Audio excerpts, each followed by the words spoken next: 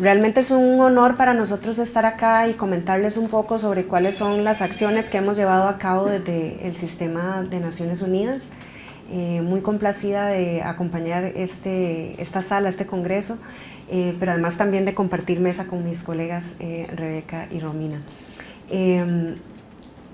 Bueno, yo lo que quisiera iniciar nada más con un pequeño ejercicio, ahí donde cada uno de ustedes está sentado y sentada, que pueda pensar un momento o imaginar si la vida lo pusiera o la pusiera frente a la situación de tener que emigrar de donde usted vive en este momento, donde usted ha vivido seguramente por muchísimos años. Entonces les voy a pedir que nada más cierren los ojos un minutito y que se imaginen que eventualmente en el corto tiempo, en el corto plazo, tienen que salir de su país y moverse a otro país.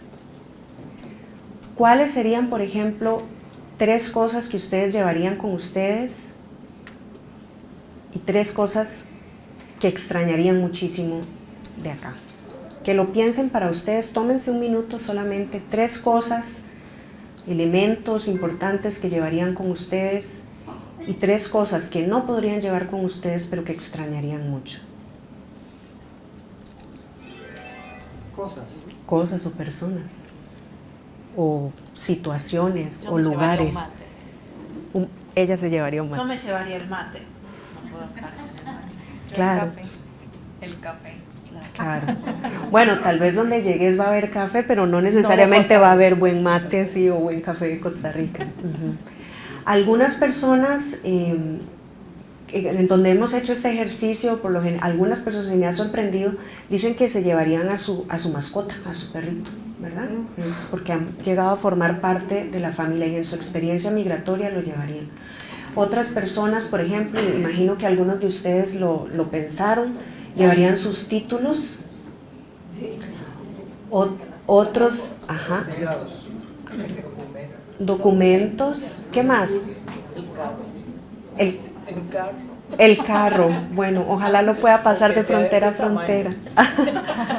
¿Qué más llevarían? A la familia. ¿Qué más? ¿Alguien que haya pensado en alguna cosa que no hayamos mencionado que llevaría, que sería indispensable para su viaje? La esperanza del triunfo. La guitarra, la esperanza. Medicinas, súper importante. ¿Qué, perdón? Una linterna, claro. Súper. Bueno, vean qué montón de cosas, ¿verdad? No les voy a preguntar sobre las cosas que tendrían que dejar y extrañarían, porque el ejercicio es sobre todo para conectar con la experiencia de migración de tantas personas, cada vez más personas en esta región.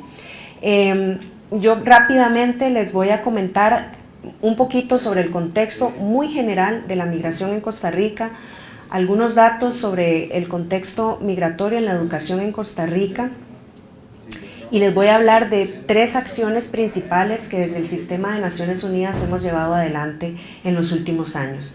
Uno de ellos es un curso sobre educación sin fronteras o sobre educación para la migración que hemos hecho y encuentros alrededor de este curso que hemos hecho en conjunto con UNESCO y con UNICEF, y una ruta de niñez no hispanohablante que hemos llevado adelante desde la OIM, así como el fortalecimiento de capacidades en educación intercultural. Entonces, bueno, para dar inicio, quisiera no tener que decirlo, pero a veces es importante mencionarlo. El contexto de Costa Rica, por lo general lo entendemos como un contexto de acogida de personas migrantes, pero también es cierto que somos un país de tránsito y también es cierto que somos un país de origen, ¿verdad? Es decir, también hay personas costarricenses que migran hacia otros lugares. Las poblaciones que migran hacia Costa Rica, y esto es importante entenderlo, son poblaciones homogéneas, ¿verdad? Meternos en la cabeza que la persona migrante es de una manera es como el primer mensaje que quisiéramos abordar nosotras el día de hoy, ¿verdad? Las particularidades de las poblaciones migrantes son tan diversas como las personas que componen estos flujos, y es importante tomar en consideración sus necesidades y sus vulnerabilidades particulares. Dentro de estas poblaciones, por supuesto, hay personas adultas, hay mujeres sobrevivientes de violencia de género, población LGBTIQ+, personas adultas mayores, pero por supuesto también hay niños, niñas y adolescentes.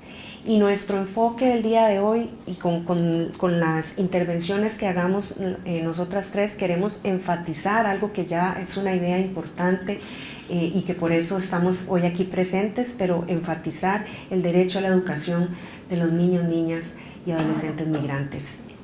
De todos, pero en particular vamos a hablar hoy de la población migrante. Bueno, estas particularidades que les decía, por supuesto hay que abordarlas desde enfoques diferenciados y la niñez migrante tiene sus particularidades que requieren de estas aproximaciones diferenciadas. Bueno, desde 1980 en Costa Rica los datos que tenemos censales son, bueno, como ustedes saben, ¿verdad?, un poquito desactualizados, requeriríamos tenerlos, hacer censos más frecuentemente, pero los datos que tenemos nos hablan de un aumento notable en la cantidad de población migrante en Costa Rica desde 1980. Entonces el porcentaje creció de 3.7% en el 84, en 1984 a 8.9, casi un 9% en 2011. Seguramente con las nuevas dinámicas migratorias que tenemos en la actualidad, este porcentaje debe ser bastante más alto.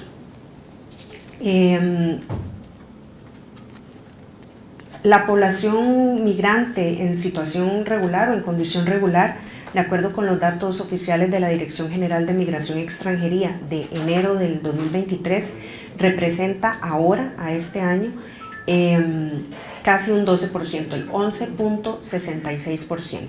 Entonces vean que si contrastamos, es decir, si comparamos los datos del censo con los datos de la Dirección de Inmigración y Extranjería, vemos que aproximadamente desde los 80 hasta la actualidad ha habido un aumento de casi un 8% en la cantidad de personas migrantes que habitan en nuestro país. De este 12%, 65%, casi un 66% son personas de nacionalidad nicaragüense. Y bueno, vean, estos son los datos de las personas en situación regular, son datos importantes, pero también yo me di a la tarea de irme a buscar números sobre población irregular, que es por supuesto mucho más difícil de contabilizar, particularmente porque estamos en un contexto de flujos en tránsito y esto es importante combinarlo o pensarlo o reflexionar al respecto en relación con el derecho a la educación de estos niños, niñas y adolescentes que van en estos flujos transitando por las Américas.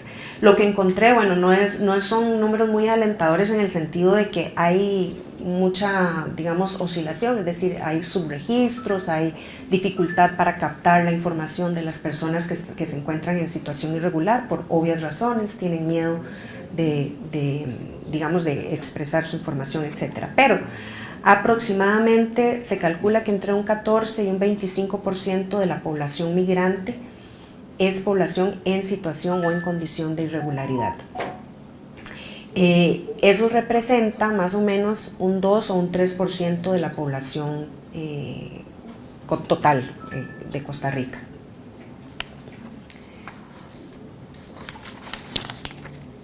Bueno, pasamos a la siguiente diapositiva, por favor. Para hablarles un poco sobre el contexto migratorio en Costa Rica, migratorio y de educación en Costa Rica, aquí les trajimos una tablita para mostrar la cantidad de personas migrantes registradas por el Ministerio de Educación. Estos son datos del Ministerio de Educación Pública a 2023. Y ahí hicimos como una división por niveles de enseñanza, pero lo que quisiéramos mostrarles es que el primer y segundo ciclos y tercer ciclo de educación diversificada tienen la mayor proporción o presentan la mayor proporción de personas migrantes, de niños, niñas y adolescentes migrantes. El censo inicial del 2023 del MEP reportó en total 54.081 personas extranjeras, para utilizar la palabra que utilizan en el MEP, matriculadas en el sistema educativo costarricense. De esas 54.000 personas, 27.500, casi 27.600 eran mujeres y 26.500 hombres. O sea, sí hay un pequeño mayor porcentaje de mujeres en el sistema educativo.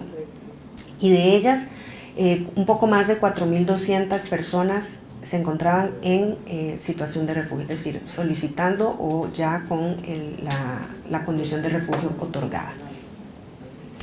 Y acá un dato importante es que se registraron, estos datos registran estudiantes provenientes de más de 24 países de América. Más de 24 países de América. Imagínense la cantidad de diversidad y de condiciones distintas culturales que tenemos en una población que proviene de 24 países de América. Los 5 países con mayor representación en el estudiantado acá en Costa Rica son Nicaragua con un 81%, por supuesto muchísimo, o sea, por mucho la mayoría, Venezuela con un 4.4% y algunos otros porcentajes menores como Estados Unidos con un 3%, Panamá con un 2% y El Salvador con un 1.8%. Y como les mencionaba, la mayor cantidad de estas personas están matriculadas en el primer, segundo ciclo y tercer ciclo de educación diversificada.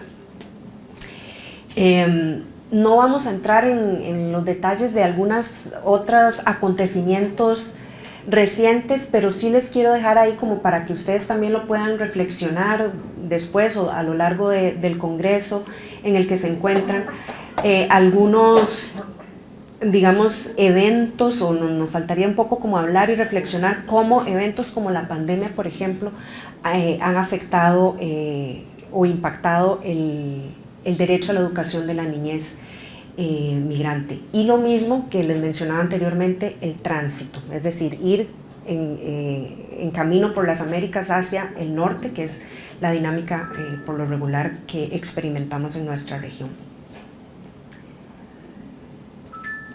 Bueno, les queremos hablar de algunas acciones realizadas. Entonces, bueno, para entrar en detalle, en el 2021 hubo esta publicación del libro Educación sin Fronteras, el tesoro de la interculturalidad. En 2022, 2 hechos importantes que quisiéramos destacar: la publicación de Educación sin Fronteras, una guía ilustrada complementaria, el desarrollo de contenidos para el curso virtual con base en el libro. Entonces, bueno, en el 2023 el desarrollo del curso en la plataforma de campus y en 2024 algunas otras acciones que también derivan de acá. Lo que queremos concretar con esto es que básicamente el sistema de Naciones Unidas ha estado al pie del cañón, para decirlo de una buena manera, apoyando al Ministerio de Educación, al personal docente, para garantizar el derecho a la educación de las personas migrantes, pero desde una perspectiva de interculturalidad. Y este curso tiene, digamos, esa particularidad. También se estableció una mesa técnica para abordar de manera integral las necesidades de la población de niños, niñas y adolescentes. Y algunas de las razones o algunas de las ideas claves sobre esta mesa, bueno, esta mesa tiene un enfoque integral, es decir, que intenta abordar temas que tienen que ver con procesos de evaluación educativa, con regularización migratoria, actividades curriculares. Hay, por supuesto, un enfoque de derechos, ¿verdad? Y el fortalecimiento de capacidades. Nos interesa que las personas educadoras puedan fortalecer sus capacidades en el aula y en su espacio de trabajo dentro del sistema educativo en todas las vías, algunas que las vamos a comentar ahorita. Bueno, entonces el curso Educación sin Fronteras, ahí lo pueden ver, está dirigido a las personas funcionarias del MEP. Está diseñado para abordar los desafíos que enfrentan las poblaciones migrantes en el acceso a la educación y que el personal esté al tanto de cuáles son esos desafíos, que puedan comprender cuáles son las particularidades, las vulnerabilidades que tienen las personas migrantes y tener herramientas concretas para poderle hacer frente a esto. Los objetivos del curso son, bueno, la sensibilización, el fortalecimiento de capacidades y el intercambio de buenas prácticas. Nos interesa fomentar con este curso la reflexión sobre la importancia de la educación inclusiva y con un foco en la interculturalidad, pero además proporcionar herramientas y recursos a los educadores para que se puedan apoyar en las aulas para el manejo adecuado e integral de esta temática. Y también, por supuesto, que puedan compartir sus experiencias exitosas y estrategias efectivas en contextos educativos. Porque, bueno, tampoco vamos a decir que, vamos a ver, en la práctica los educadores y las educadoras han debido desarrollar muchísimas herramientas para el manejo, no solo de las diferencias o de las particularidades que tiene la población migrante, sino de otro montón de situaciones que se presentan en las aulas. Entonces también la intención es recolectar y recuperar ese conocimiento empírico que han tenido y que tienen los educadores y las educadoras y compartirlo con otros colegas para su propio fortalecimiento de capacidades y crecimiento.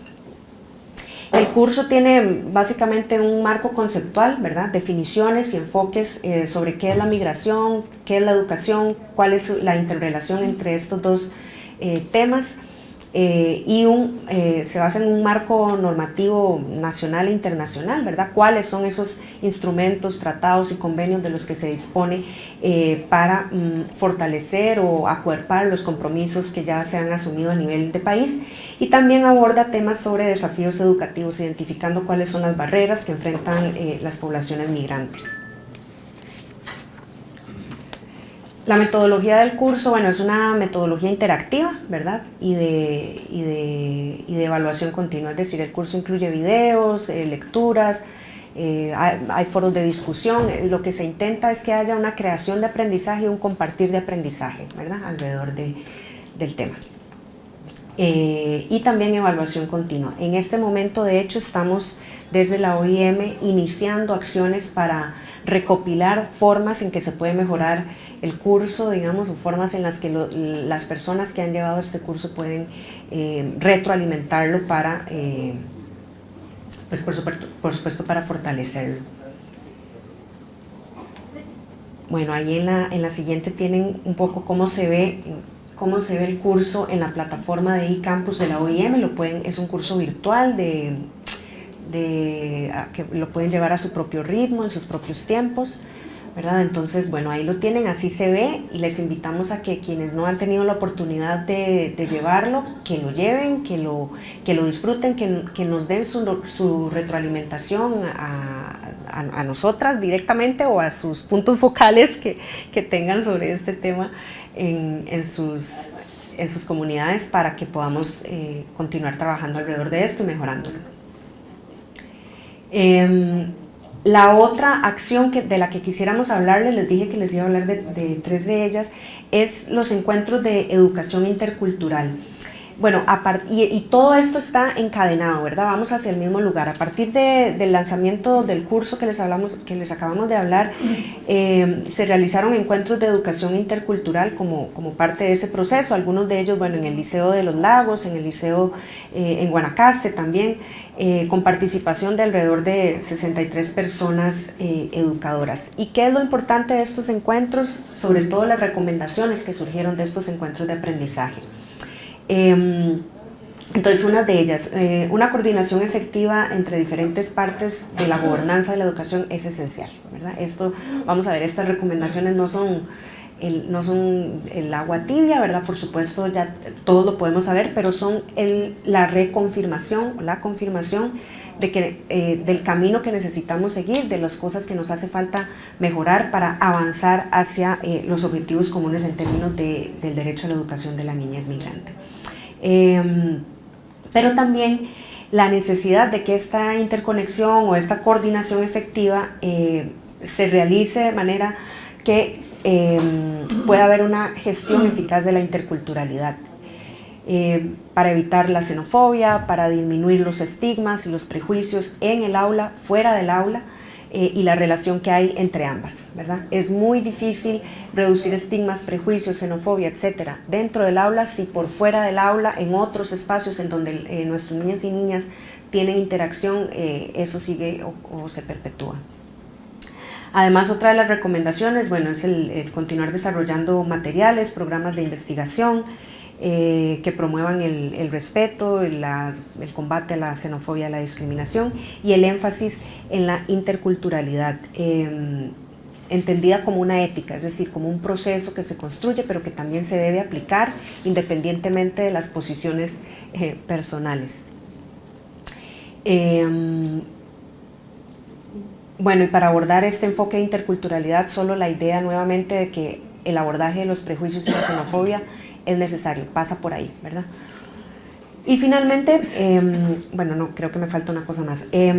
Para hablarles de la ruta de atención de personas, estudiantes de origen extranjero, no hispanohablantes en el sistema educativo costarricense. Esto es algo que más o menos surgió naturalmente o espontáneamente, es decir, una vez que se llevaron adelante el desarrollo del curso, los encuentros de aprendizaje, etcétera, pues naturalmente con todo el trabajo que se ha venido haciendo en el marco del Ministerio de Educación, con los docentes, con las direcciones regionales, surgen canales de comunicación que nos llevaron, digamos, a la necesidad de establecer como esta ruta más clara. Entonces, bueno, se evidenció sí, la necesidad de establecer estas estrategias. ¿Para qué? Básicamente para responder al propósito de la normativa institucional, atender con la debida importancia y pertinencia la mediación pedagógica de las personas migrantes que no son hispanohablantes, promover una acción coordinada, efectiva e interdisciplinaria para el abordaje de esta temática, aprovechar la experiencia del aprendizaje institucional que ya ustedes tienen y facilitar conocimientos y herramientas e insumos para la creación de nuevas estrategias administrativas. Entonces, esta ruta les invitamos también a conocerla. Es algo que ha surgido, que es bastante reciente, pero que se tiene conexión desde las direcciones regionales para llevar adelante cómo trabajar en el entorno educativo con una persona, con un niño o niña que no es hispanohablante. Después también hemos trabajado en seminarios de educación intercultural para fortalecer las capacidades del Ministerio de Educación y de las personas que lo componen. El programa de formación se destinó a 50 funcionarios inicialmente, pertenecientes a 27 direcciones regionales de educación, distribuidas a lo largo del país y bueno, ha sido una estrategia pedagógica y metodológica que nos parece que ha funcionado y aquí quisiera destacar y agradecer porque utilizamos para este tema material y productos y la experiencia de la UNESCO. Y bueno, ahí les dejé una cita, no se las voy a leer completa, pero sí que estos círculos de narración nos llaman a entender la interculturalidad como un proceso que requiere escucha, que requiere reflexión, que requiere respeto del otro, de la diferencia, y ¿cómo le podemos llamar? Y una construcción, una revisión permanente de nosotros primero, pero también de nuestro entorno. Y finalmente, ya para cerrar y darle la palabra a mis colegas, quisiera solamente dejar algunas reflexiones importantes sobre este tema. Costa Rica tiene o ha adoptado una serie de compromisos políticos y compromisos legales alrededor del tema de la educación y requerimos de continuar avanzando en herramientas concretas para aterrizar esos compromisos en el día a día de las personas migrantes y en el beneficio de la niñez y adolescencia migrante. Les hemos presentado ahorita 3 de ellas, 3 o 4, pero bueno, todas ellas apuntando a comprender la interculturalidad como un proceso, esto que les decía, que nos invita a mirar hacia adentro, a hacernos preguntas, es decir, la interculturalidad no es nada más una cosa, un concepto del que yo hablo, es algo que tengo que aplicar, es un tipo de relacionamiento, un tipo de relación que tengo con las personas que provienen de otro lugar. Y en esa medida requiere revisar, reflexionar, escuchar y una construcción. La comunicación intercultural, por su parte, no se refiere solo a la comunicación entre personas de diferentes países, sino que aquí también tenemos que tener un enfoque interseccional, como decíamos antes. La población migrante es una población homogénea, ¿verdad? De diferentes etnias, de distintos géneros, edades, lenguas, religiones, extracción social, etc. Todos estos factores es importante también tenerlos en consideración cuando estamos trabajando con niños, niñas y adolescentes en particular. Y finalmente, dejarles la reflexión de entender la interculturalidad como un puente que nos permite caminar hacia las otras personas. Si algo tenemos los seres humanos es que somos seres sociales y requerimos de los otros, más tarde o más temprano, ¿verdad? Para estar bien, para construir, para potenciar nuestras capacidades, para hacer del entorno en el que vivimos un entorno mejor, requerimos de los demás.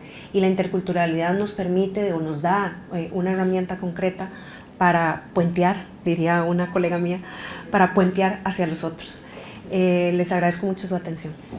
Bueno, yo quisiera abrir esta presentación haciendo énfasis en que la educación no solamente es un derecho humano fundamental, aprovechando que estamos cerca de la conmemoración del 35 aniversario de la firma de la Convención de los Derechos del Niño, sino que aparte de ser un derecho humano fundamental, es una herramienta muy poderosa que cambia vidas y que cambia sociedades.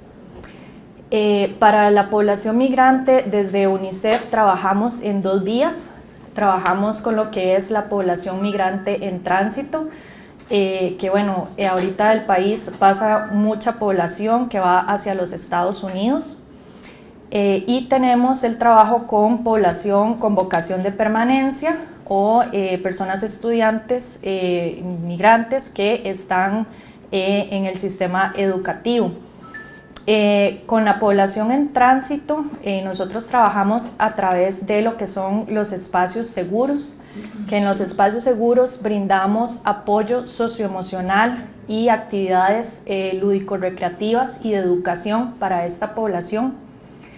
Contamos con espacios seguros en la zona norte, específicamente en Los Chiles, en la zona fronteriza, en la zona sur, en lo que es el Hemisur, CATEM, y también contamos con un espacio seguro en la GAM a través de la Fundación Lloverá en Puente 2, y quisiera contarles, bueno, que ahí la población con vocación de permanencia se registra que es aproximadamente un 80% en lo que es la GAM. ¿Cuáles son los desafíos que enfrenta esta población? Bueno, hay muchos desafíos, pero tal vez traigo aquí los principales que hemos detectado. Es el alto rezago educativo, esto tanto para población en tránsito como la que está con vocación de permanencia. Bueno, se han identificado numerosos casos de niños, niñas, adolescentes que no tienen los aprendizajes básicos que se requiere para su edad. Y esto se da mucho, bueno, se viene arrastrando por el tema de la pandemia, pero también debido, ¿verdad?, a la situación de movilización humana en la que se encuentran. Entonces, en promedio, estos niños, niñas, adolescentes llevan hasta 2 años fuera de las aulas. Entonces, ahí hay un tema que abordar con la nivelación de los aprendizajes. También hemos detectado obstáculos al ingreso en educación formal. Se han identificado, bueno, casos en que por medio de la Fundación Lloverá damos orientación a estas familias para que los niños, niñas y adolescentes puedan ingresar al sistema educativo, y en muchas ocasiones los centros educativos alegan que no tienen cupos o no tienen espacios en los centros educativos donde están cerca. Estas familias, ¿verdad?, vienen con una situación socioeconómica compleja, y a veces tienen que ir a centros educativos que están muy alejados precisamente por esto de los cupos, y sabemos que ya ahí hay un tema económico, ¿verdad?, para el tema del transporte de estas personas estudiantes. También una vez que ingresan al centro educativo, hemos detectado casos en que tienen situaciones de xenofobia. Entonces, por supuesto que esto va a venir a crear un tema motivacional, ¿verdad?, para el estudiante, donde la persona estudiante, donde no se va a sentir cómoda y lamentablemente se da la exclusión educativa. También hemos detectado adolescentes responsables de los cuidados. Entonces, muchos y muchas adolescentes tienen que cuidar, las familias, ¿verdad?, por la situación en la que está, les da esa responsabilidad de cuidar a sus hermanos o hermanas menores, o muchos por la situación económica en la cual se encuentran, tienen que salir a realizar actividades como la mendicidad para traer recursos a sus hogares. Entonces, todo esto también trae un gran desafío para la continuidad educativa.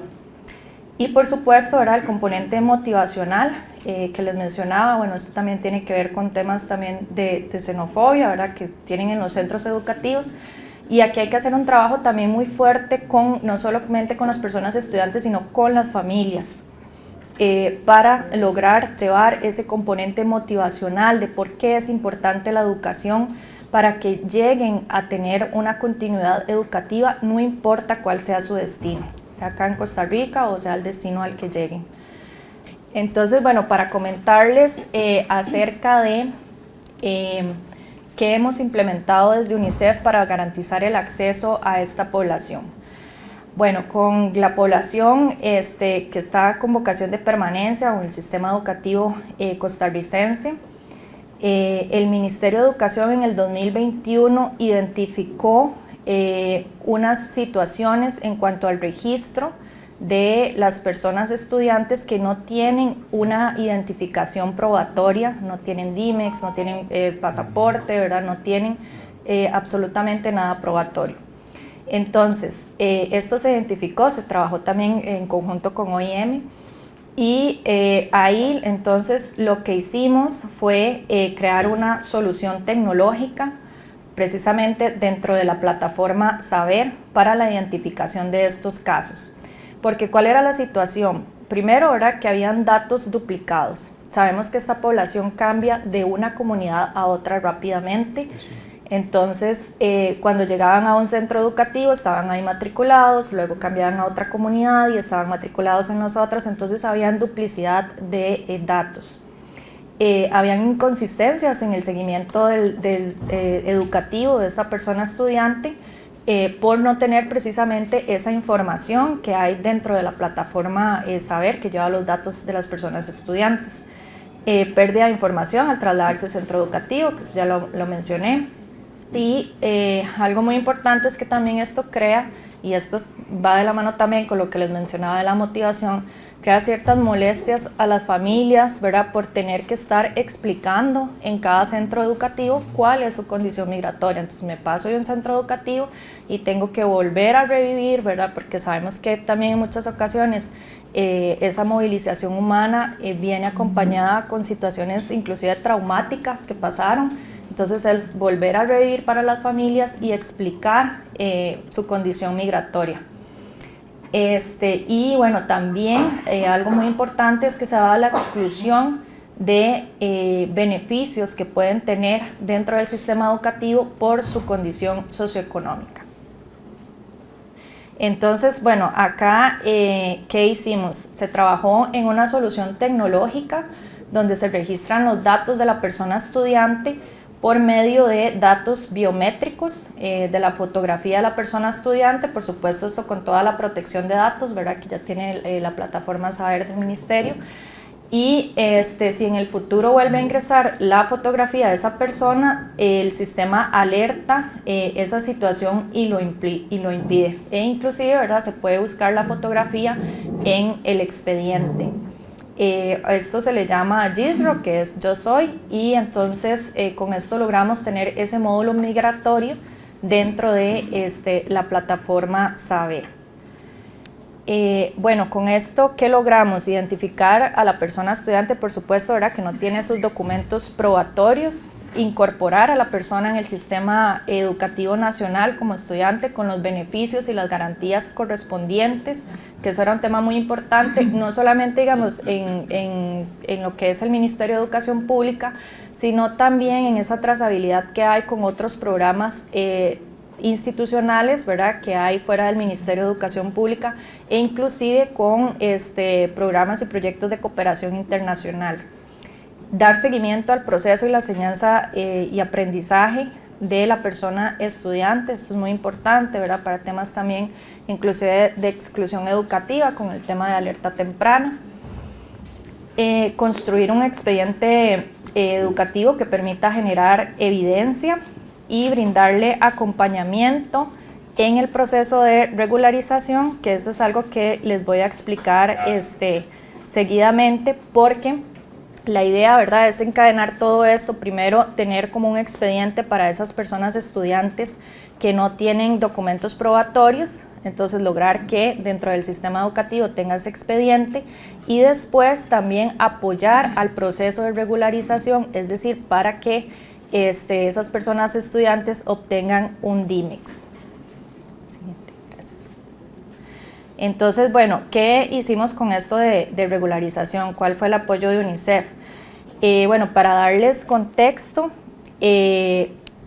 a fin de garantizar el derecho a lo que es la identificación, a garantizar el acceso a la educación y el pleno desarrollo de la niñez, el desarrollo integral, lo que se hizo fue que la Dirección General de Migración y Extranjería gestionó una categoría especial para personas estudiantes extranjeras. Entonces, esto vino a facilitar ese proceso para la obtención de un DIMEX.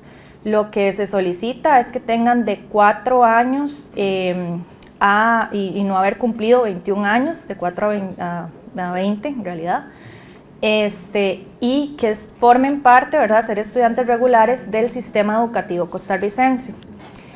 Esto, bueno, fue un proyecto impulsado, como les digo, por la Dirección General de Migración y Extranjería, por supuesto el Ministerio de Educación Pública, el Patronato Nacional de la Infancia y con el apoyo de la Embajada de Estados Unidos a través de la Oficina de Población de Refugiados y Migración del Departamento de Estados Unidos y con el apoyo de UNICEF. Entonces, esto, bueno, se gestionó en el 2021 y ahí logramos tener a más de 2.000 personas estudiantes extranjeras con el DIMEX. Esto que les digo de los 2.000 es por medio de un subsidio que brindó UNICEF, porque el DIMEX tiene un costo. Entonces, lo que hizo UNICEF fue apoyar brindando un subsidio a estas 2.000 personas estudiantes para que obtuvieran precisamente el DIMEX. Y por supuesto, ¿verdad?, que esto va a garantizar que tengan ese registro ya en el sistema educativo, ¿verdad?, que si bien lo estábamos manejando a través de GIDRO, ya tener más beneficios, ¿verdad?, y garantías acerca de la educación en Costa Rica. Bueno, ahora quiero también hablarles de otro tema muy importante, y es que al inicio les decía que abordamos la población con vocación en permanencia, pero también es importante hablar acerca de la respuesta educativa para la población migrante en tránsito. Esta población, bueno, como les comentaba, ¿verdad?, va hacia los Estados Unidos y en su mayoría han tenido que pasar la frontera entre lo que es Colombia y Panamá para llegar a Costa Rica. Y ahí las condiciones son de verdad, no hay palabras, no hay palabras con las que pueda explicarlo. Pasan situaciones de violencia, pasan situaciones de hambre, pasan situaciones de deshidratación. Bueno, hay muchos casos, ¿verdad? No vamos a entrar en detalles, pero realmente son condiciones que vienen a afectar tanto físicamente, como emocionalmente. Entonces, por supuesto que esto va a afectar sus aprendizajes también, ¿verdad? Va a traer un impacto, como estamos hablando de la educación. Entonces, aquí la propuesta que realizó UNICEF fue los espacios seguros, que esto es en conjunto con el Patronato Nacional de la Infancia. Y en estos espacios seguros se da, bueno, como les comentaba al inicio, apoyo psicoemocional, porque tiene que ser algo integral, ¿verdad? Educación no lo podemos ver meramente académico, bueno, ustedes lo saben muchísimo mejor que yo. No puede ser algo solamente académico, menos en las condiciones, ¿verdad?, en que están estos niños, niñas y adolescentes. Entonces tiene que ser algo integral. Ahí también hacemos actividades lúdico-recreativas y también hay acceso a servicios de higiene, agua y saneamiento, y también tenemos salud. También para las familias contamos con una sala de lactancia materna, ¿verdad?, para que también apoyar a la primera infancia. Y en temas educativos, para contarles más puntualmente, UNICEF y Plan Internacional diseñaron en el 2021 una guía educativa llamada Aprendo en mi viaje, y esta guía, bueno, precisamente está dirigida a migrantes en movilidad, se ha aplicado en otros países y ahorita se está aplicando también en Costa Rica, en lo que son los espacios seguros fronterizos, y que les menciono en San José, en Llobera. Entonces, la idea de esta guía de Aprendo en mi viaje es que tengan esos aprendizajes básicos. Las circunstancias de esta población en tránsito es que algunas sí pasan días en el país, otras pasan horas. Entonces, es un desafío muy grande, ¿verdad? Porque, como les comentaba, vienen con grandes rezagos. Sin embargo, es importante porque, como abrí la presentación, la educación es un derecho humano fundamental y tenemos que promoverlo con estas poblaciones, así sea que pasen horas en el país. Es importante ver cómo trabajamos también para que sea cual sea el destino, ¿verdad?, lograr que vayan con estos aprendizajes básicos reforzados. Entonces, ahí se trabaja en esta guía. Siguiente, por favor. Y los pasos, bueno, que tenemos es primero la sensibilización sobre el derecho a la educación en las familias. Eso es fundamental, sobre todo, bueno, en Frontera Sur tenemos horas a veces nada más para conversar con las familias, y las familias pues van muy centradas, por ejemplo, de verdad, en el tema de alimentación, en el tema de obtener agua. Entonces es muy complicado hablar de educación en esos contextos. Sin embargo, ahí lo que tratamos es de dar información clave, un panfleto, algo, ¿verdad?, muy conciso, y si hay oportunidad, sobre todo en zona norte, si hay mayor oportunidad de conversar un poco más con las familias, hablar acerca de ese derecho a la educación. Y con las familias en vocación de permanencia, en lo que es el espacio seguro en Llobera, ahí sí tenemos todo un proceso de orientación a las familias para cómo hacer para ingresar al sistema educativo. Sin embargo, ¿verdad?, tenemos los desafíos que también les comentaba al inicio. Después hacemos un diagnóstico breve de los aprendizajes, tiene que ser algo muy, muy breve porque, como les digo, tenemos los minutos contados con esas familias, y a partir de ese diagnóstico les hacemos una introducción a cómo utilizar ese material, que es la guía que les mencionaba, Aprendo en mi viaje.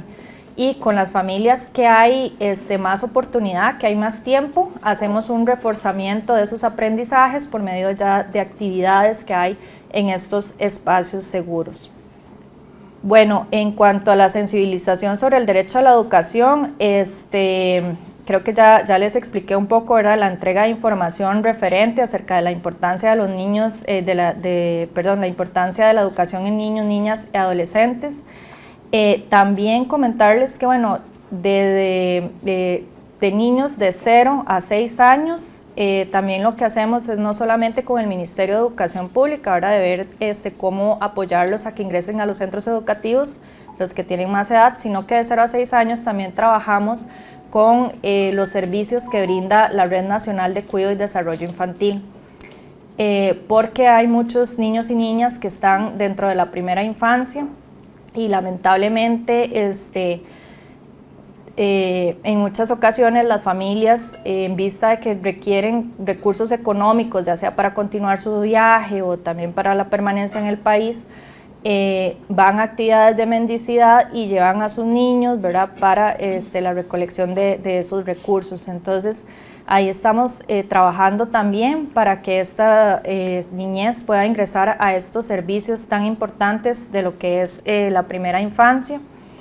Y también, bueno, apoyamos a orientar a las familias, no solamente en temas de educación, sino también el acceso a servicios de salud, porque como les comentaba, ¿verdad?, y ustedes igual lo saben mejor que yo, la educación es algo integral, ¿verdad?, no podemos verla separada de todo un resto de servicios que requieren las familias. Y también comentarles que, bueno, tenemos entrega de kits educativos a niños, niñas y adolescentes, tanto para en tránsito como con vocación de permanencia. Ahí, en esfuerzos con el Ministerio de Educación Pública, entregamos kits, bueno, referentes a la lista de materiales que se piden al inicio del ingreso a clases. Y también en población en tránsito, bueno, damos esta guía que les comentaba y también algunos materiales de estimulación temprana. También, bueno, en la sala de lactancia, para esta población en tránsito, en zona norte y en zona sur, estamos brindando estimulación temprana para niños y niñas, bueno, bebés en realidad, de 0 a 3 años, para que tengan también este espacio, porque es el contexto, digamos, en los espacios seguros fronterizos es, como les decía, bastante retador. A veces hay flujos donde llegan al espacio seguro 100 niños y niñas, 100 personas están ahí y es muy complicado ahora con el equipo que tenemos trabajar, por ejemplo, con los bebés en el tema de estimulación, porque claro, cuando hay flujos migratorios tan grandes, no podemos hacer como esa separación etaria que quisiéramos. Entonces ahí lo que buscamos como solución es a través de la sala de lactancia brindar ese espacio. Le llamamos bebetecas, es como un rinconcito para la primera infancia, para que ahí puedan recibir esa estimulación temprana. Entonces, bueno, esto es algo que les quería comentar acerca de los apoyos que está realizando UNICEF y realmente, ¿verdad?, ir con esa reflexión de que definitivamente la educación es una herramienta poderosa para cambiar vidas, para cambiar sociedades. Y para estas personas que están en tránsito, que como les digo han pasado situaciones tan complejas, para estos niños y niñas llegar a los espacios seguros y tener un espacio educativo es como tener algo algo un poco más fijo, ¿verdad?, entre tanta incertidumbre que llevan en ese trayecto. Y vieras que es como muy bonito realmente ver cómo inclusive ellos dicen, déjeme tarea. Entonces es algo que de verdad extrañan, es algo que les hace como volver, ¿verdad?, a esos momentos tal vez donde tenían un poco más de estabilidad, por así llamarlo, y la importancia de las aulas, ¿verdad?, que no es solamente lo académico, que sí estamos, ¿verdad?, trabajando el tema de los aprendizajes básicos, pero que más allá de lo académico es ese espacio, ¿verdad?, donde ellos comparten con sus pares. Bueno, la pandemia nos dejó muchos aprendizajes al respecto. Entonces, esta niñez que lleva 2 años, más de 2 años fuera de las aulas y que no sabemos si eso se va a prolongar, porque no sabemos si en su destino van a buscar el sistema educativo, tener esos espacios realmente es como decir un oasis, ¿verdad?, dentro de esa trayectoria. Entonces, bueno, agradecer mucho por el espacio y con esta reflexión me voy. Muchas gracias a Ande, buenos días para todas y todos. Y bueno, qué bueno estar con mis colegas de OIM y UNICEF. Gracias también a OIM porque organizó esto y nos invitó. Y bueno, también agradecidos porque hoy es el Día de Naciones Unidas y entonces esto creo que es como un ejemplo del trabajo que hacemos todos los días. Ahora tenemos una casa común que está ahí por San Pedro y el resultado de las actividades que ven conjuntas tienen que ver con esa posibilidad de trabajar juntos, ¿no? Y trabajamos por lo mismo que ustedes, ¿no? O sea, trabajamos, en este caso, trabajamos por los derechos de las personas, trabajamos por las libertades de las personas y trabajamos por el derecho a la educación. Por eso es que todos los días estamos y vamos de aquí para allá, ¿sí? Entonces, perfecto. Yo lo que les voy a presentar es, en parte, unos aspectos de un informe que estamos empezando a realizar desde la UNESCO en colaboración con UNICEF, OIM, ACNUR, el Consejo de Refugiados Noruego, RED y la Universidad George Washington, en torno a la situación del derecho a la educación de las personas en movilidad. ¿Y por qué reflexionamos sobre esto? Por todo lo que ellas acaban de decir, ¿no? Y entonces, hoy en día, una cosa que yo voy a ir diciendo algunas ideas también, no solo la educación en contextos de movilidad, sino en desastres, riesgos, amenazas, en la situación de crisis, la educación está amenazada y la educación no es un contenido, es un derecho. Y en ese sentido, ¿sí? como este derecho, estamos viendo que esas situaciones están dejando de ser coyunturales, ¿no? O sea, están un rato, después se van, ¿no? Y pasamos periodos donde la cosa se vuelve a normalizar, donde todo el tiempo tenemos esas crisis. Las crisis se están volviendo estructurales. La complejidad de esas crisis es cada vez mayor y además no nos dan tiempo. Son cada vez crisis más urgentes y más cambiantes. Quizás con la pandemia de la COVID-19 no es que todo esto no existía antes, pero todo se ha acelerado, todo está acelerado.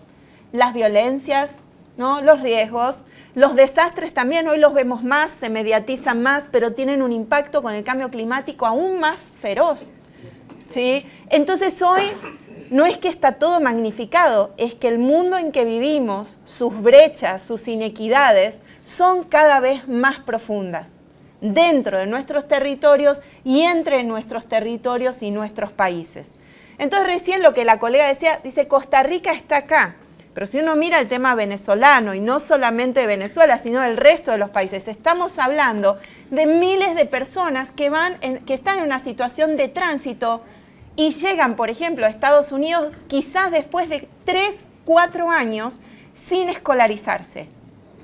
3, 4 años. Estamos hablando de niños, niñas, adolescentes, jóvenes, vaya a saber por todo lo que han pasado, como decía Rebeca, ya jóvenes y adultos están olvidados en esto, porque no estamos hablando tampoco de ellos, la exclusión educativa de ellos es alta también. Y ahí sus posibilidades de tener un empleo decente. Y entonces de poder tener una familia y poder mantenerla. Entonces, esta situación de crisis es cada vez más estructural y nos exige entonces repensar el derecho a la educación. No solo que la educación está en el centro, ¿sí? O sea, la tenemos que poner en el centro, como decían mis colegas, sino que tenemos que repensar qué es lo que está pasando. Entonces, si yo, por ejemplo, voy en tránsito, ¿no? ¿Quién es el encargado, el que tiene la obligación de dar el derecho a la educación? ¿Es el Estado? ¿Son los padres? Nuestras organizaciones están ahí para cooperar. ¿Pero de quién es ese niño o niña? En la familia, pero esos estados garantizan el derecho a educación para todas y todos. Esto es un debate enorme. Y si llega acá, le tengo que dar el título, se lo validamos, va a otro lado, no se lo reconoce. Entonces, ¿cómo vale ese derecho a la educación? ¿Quién lo cumple? ¿Quién está obligado a garantizarlo? Porque estos espacios que mencionaba Rebeca tienen que ver también, y son espacios aquí en alianza con el Estado, pero no en todos los países es así.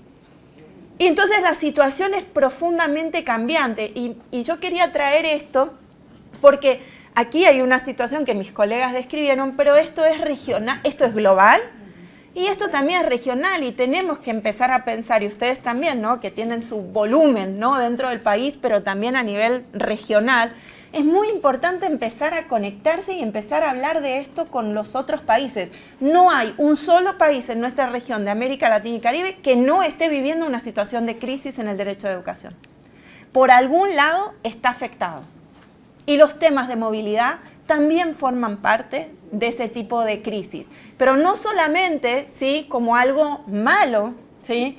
Sino también como una oportunidad del sistema educativo para promover la interculturalidad, para enriquecerse. Esto es algo que en general no se ve como algo negativo, como algo con la capacidad de las aulas, del sistema educativo, la matrícula, el financiamiento, la cantidad de los maestros.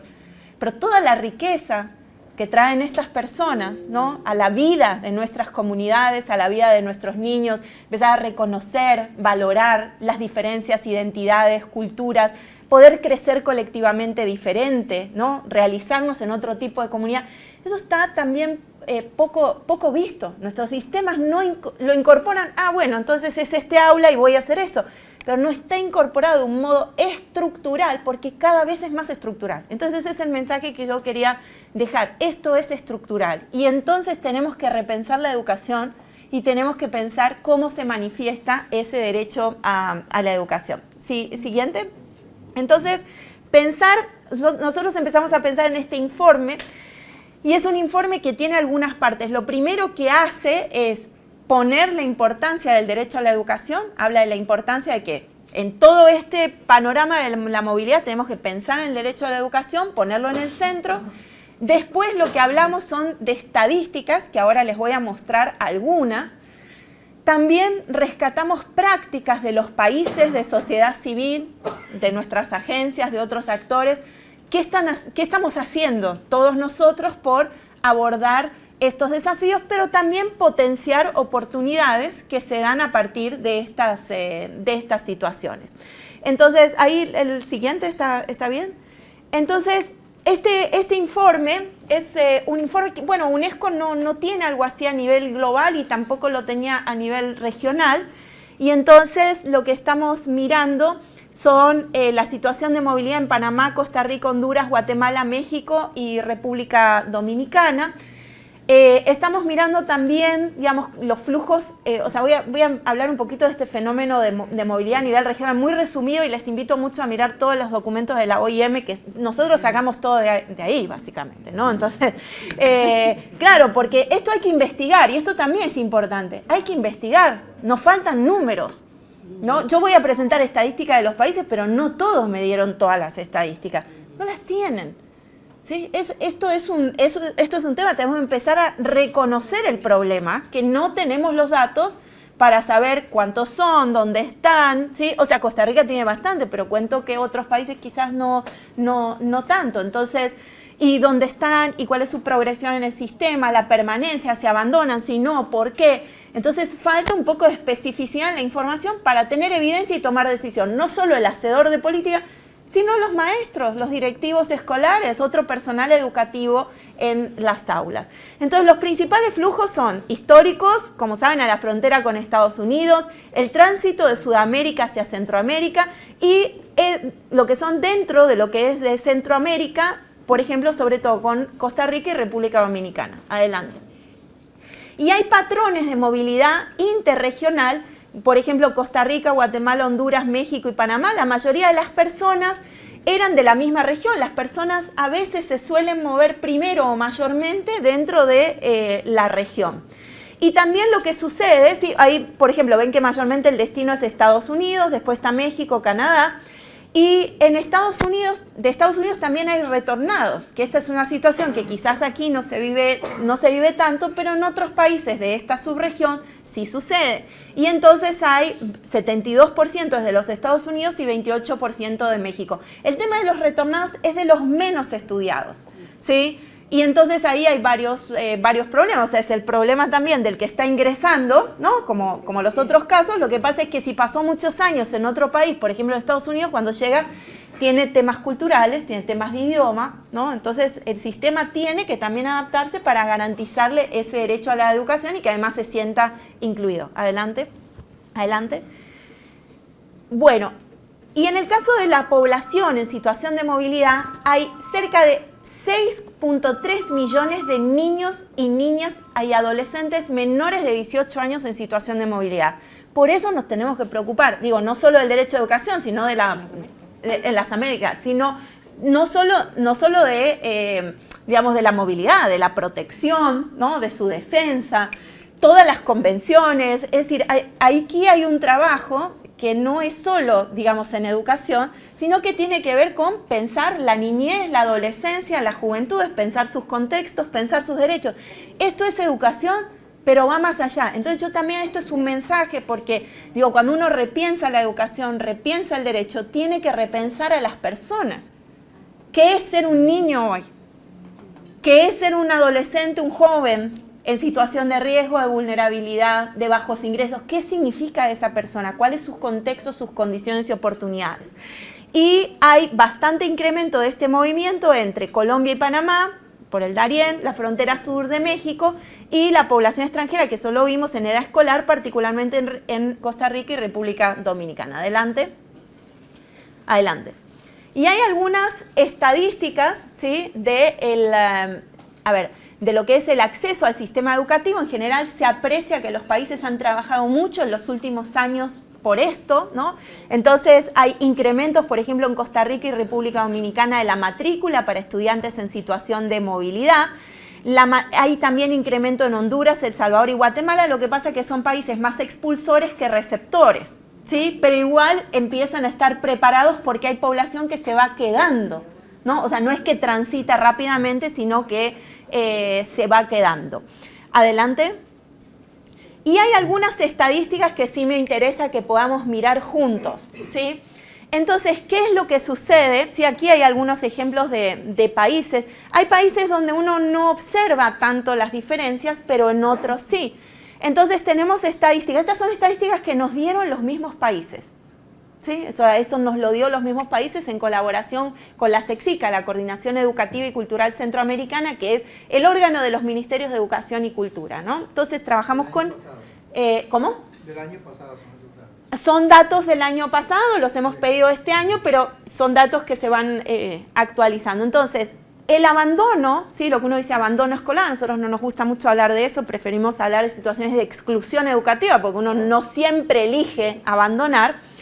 Entonces ustedes ven que para los no nativos las tasas de abandono son más altas que para la población nativa. Eso es un hecho. Entonces ahí ya tenemos un dato fáctico sobre el cual tenemos que trabajar.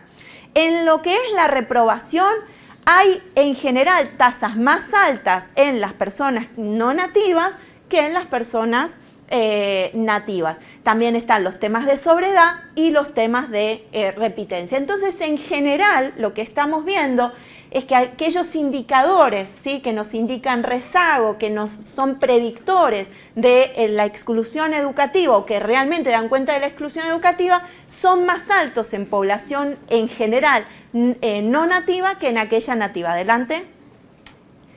Y también en estadísticas, esto sí quiero llamar la atención, en estadísticas de logros educativos no observamos tan grandes brechas. Y esto a nosotros nos ha sorprendido. Ahora vamos a volver a hacer un estudio de evaluación a nivel primario. Nosotros tenemos un estudio regional comparativo y explicativo que evalúa los logros educativos de estudiantes de toda América Latina, se hace con todos los ministerios de educación, en lectoescritura, matemática, ciencias y habilidades socioemocionales. Los logros de aprendizaje pueden verse, para algunos países son levemente superiores para los nativos que las personas en situación de no nativos, ¿no? O personas que han llegado a los países, ¿no? Y son extranjeros. En otros países casi son iguales, ¿sí? Entonces ahí uno tendría que preguntarse por qué, ¿sí? ¿Por qué esto está sucediendo? ¿Sí? Entonces ahí hay varias causas de debate que las podemos ampliar después. Pero pueden tener que ver con esfuerzos de las familias, ¿no? También el ponerse, ¿no? También hay niveles en los países receptores que no son de los más altos también, entonces eso también el estudiante nativo no hay tanta diferencia entre estudiante nativo y extranjero, pero sí creemos que hay que mirar mucho más, primero, esa población extranjera, cuáles son los sacrificios que está haciendo, cómo acompañan esas familias y además no disminuir el esfuerzo de las autoridades, ¿no? de los ministerios de educación y de las y los docentes, directivos escolares y otro personal educativo para que eso se logre, porque eso no se logra solo. Hay un esfuerzo en las aulas, un esfuerzo en los centros educativos para que esos niveles se equiparen, ¿sí? Entonces eso me parece una labor importante por parte, sobre todo, de las y los docentes. Adelante. Bueno, y aquí hay otros puntajes promedios, en matemática va pasando casi lo mismo, adelante. Sí, exacto, ahí están en sexto grado. Ahí se observan algunos países un poco más de disparidad, pero en general lo que vamos viendo es que en los mismos países donde hay disparidad y similitud se va manteniendo en todos los grados, en todo el proceso. Adelante. Bueno, ahí está, ya está. Solamente para terminar, quería saquemos la presentación, solamente quería mencionar un trabajo que estamos haciendo y que le decía al señor Luis sobre esto y que lo había compartido un poco con mi colega de UNICEF hace un tiempo, es que justamente antes de venir para aquí, por eso llegué así como muy pegadita, estamos trabajando con facultades de educación y ministerios de educación desde Colombia hasta México en torno a las competencias de las y los docentes para enfrentar situaciones de crisis, riesgos, desastres, ¿sí? Y amenazas múltiples. Lo estamos haciendo con la SEXICA, lo estamos haciendo también con nuestro Instituto de Educación Superior, ¿no? Que se ocupa de lo que son temas de educación superior en UNESCO. Y entonces estamos trabajando no para hacer un curso, nos parecía que todavía no estábamos preparados nosotros para eso. Queríamos escuchar primero. Y me parece que el trabajo también aquí con sindicatos es súper importante, ¿no? Y aquí con la convocatoria que ustedes tienen. Y esto, a ver, nosotros hemos dividido, o sea, es como un seminario taller y lo hemos dividido en tres. Uno es tendencias de formación docente, un poco luego de la pandemia y a la luz de los cambios, ¿no? A partir de la pandemia, esta aceleración que mencionábamos. Lo segundo es definir lo que significa la educación en situación de crisis, riesgos, amenazas, o sea, lo que es una educación en situación de emergencia. Y la semana que viene vamos, o sea, porque estamos ahí transitando el módulo, vamos a hacer un trabajo sobre cuáles son esas competencias de las y los docentes para enfrentar estas situaciones. Porque lo que sí vemos es que las y los docentes están ahí, pero no han recibido la formación ni inicial ni continua. Entonces, y el objetivo final de este seminario taller es que estas instituciones puedan desarrollar un plan de trabajo para poder integrar este tema, empezar a explorar cómo integran este tema, sea en la oferta formativa, en la estructura, en el diseño, en contenidos, si ya es que tienen oferta formativa y ya abordan este tema, cómo fortalecerlo a la luz de los cambios que hay todo el tiempo sobre estos temas, y también cómo integrarlo en la gobernanza de las instituciones, porque yo puedo tener una facultad de educación o puedo tener un ministerio que hace la formación de las y los docentes, pero que si en la gobernanza un docente, digamos, que es desplazado, refugiado, migrante, no puede entrar, o sea, si un estudiante no puede entrar, entonces hay un problema entre lo que yo estoy enseñando y aquello que son mis normas, ¿sí? Como país o como institución para poder trabajar con estas poblaciones. Y para finalizar, comentar que digamos, nosotros esperamos tener un set, digamos, o una lista de orientaciones sobre estas competencias que no son solo contenidos, porque si no parece que el docente es una máquina de contenido, ¿no? Tiene que aprender conocimiento, ¿no? Todo. Pero hay unos temas de autocuidado, de protección, de salud y bienestar, de construcción de resiliencia, que son realmente claves, críticos en estas situaciones. Si el docente, el directivo, personal educativo no está bien, si no sabe cómo enfrentar lo que le pasa en esas situaciones, si no sabe que eso podría suceder en determinados contextos, pues entonces no está bien preparado, no solo como un profesional, no es solo un sujeto del trabajo, es un ser humano. Y entonces por eso es que queremos repensar estas orientaciones para lo que sería como un perfil del docente en este tema y empezar a pensar esas competencias. Bueno, muchas gracias y de nuevo agradezco la posibilidad de poder hablar frente a ustedes.